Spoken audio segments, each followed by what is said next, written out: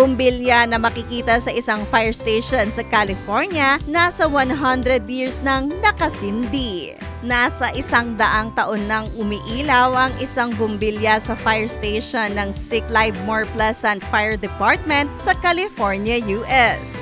Ang Livermore Centennial Light Bulb ay na-install noong 1901 at ang design nito ay naimbento ng French scientist na si Adolphe Chalet at original itong mayroong carbon filament na 60-watt bulb.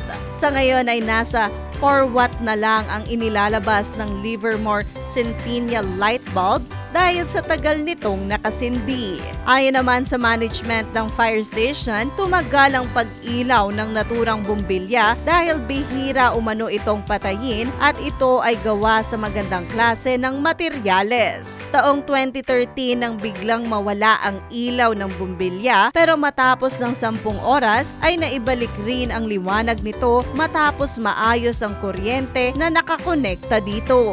Hi! Ito po si DJ Claire ng radyo natin nationwide.